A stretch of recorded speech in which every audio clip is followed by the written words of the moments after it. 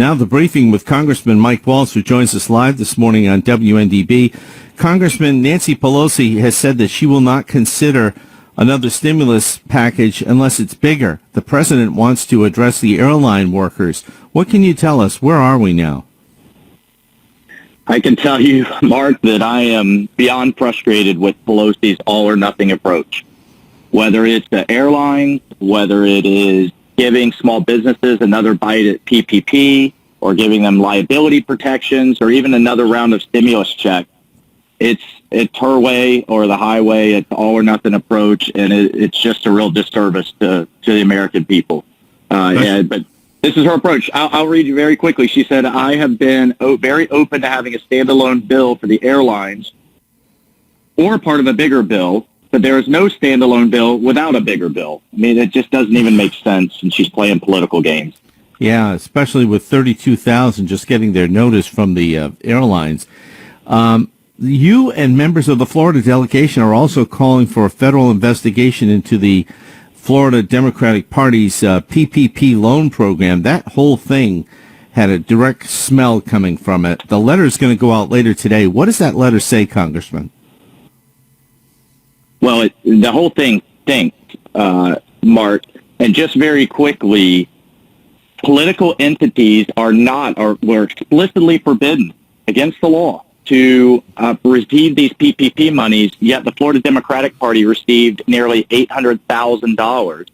But here's what they did. They didn't directly apply for it. They had some obscure building fund that's listed as a corporation do the application so that they could circumvent the prohibition. But then we know they transferred the monies over to the Florida Democratic Party, and who knows how many candidates or operatives or what have you that it went out to. That's not the intent. That's $800,000 small businesses around the state could have had, but didn't because they took it. And so it sounds to me, it smells to me like there's fraud involved, and we're asking the Treasury Department, Small Business Administration to get to the bottom of it. Okay, let me get your thoughts on the debate. Before we talk about the president's situation, the vice presidential debate the other night, it seemed to be a good night for the vice president. It sure did. You know, I've had the chance to spend some time with him when he's visited some military bases, and of course, you know, it was a real honor to be with him when he went back to my alma mater. He is just a good, decent, thoughtful man, and I think that came out, and he was able to call out the left, I think policies that are bad for the country, but do it with a smile.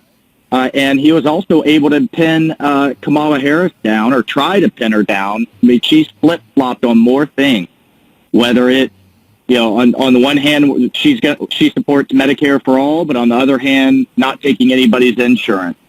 She's a co-sponsor of the Green New Deal, but then Vice President Biden says, I don't support the Green New Deal. And then if we all saw her dodge the question on packing the court. So I think the vice president was able to expose that and do it with some real dignity. It was a great night. All right, let's talk about the president. I listened to him with Hannity last night, and in all candor, Congressman, the president doesn't sound like he's totally over this thing. And now he's talking about having a rally in Florida Saturday night. Do you think he should? I don't think he should, Mark, to be candid, until he gets a double negative test. I mean, that's the protocol. I think we need to listen to physicians here. He's the commander-in-chief.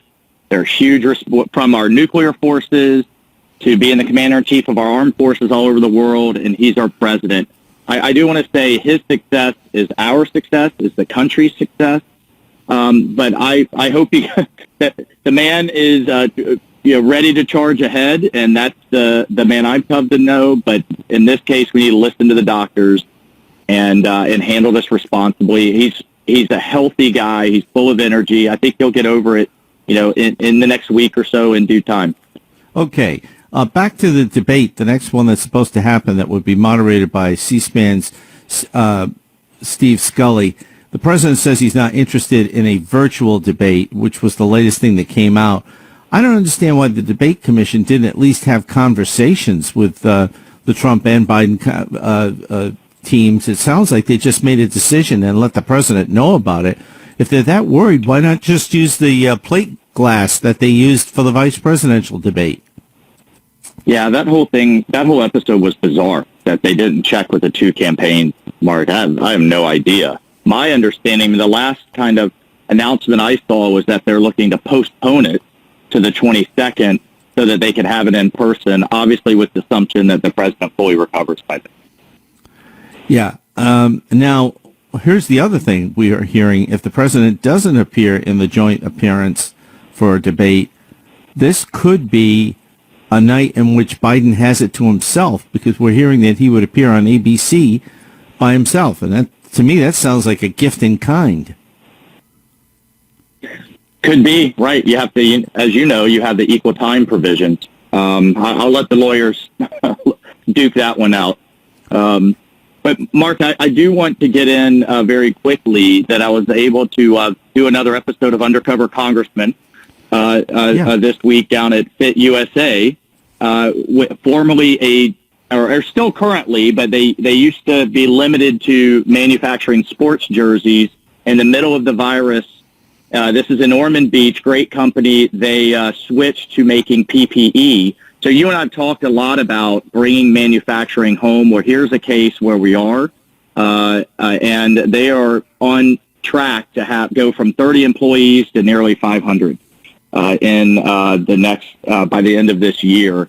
And just what an incredible success story. I didn't put any holes in my hand trying to sew masks, though. Very good. Well, with the FitUSA has been talking about going to Georgia. I hope that doesn't happen. That's a local issue to Volusia County. It seems that everybody is being more competitive about trying to get companies to come to their states. But if you got to throw money at it, you may just have to let them go.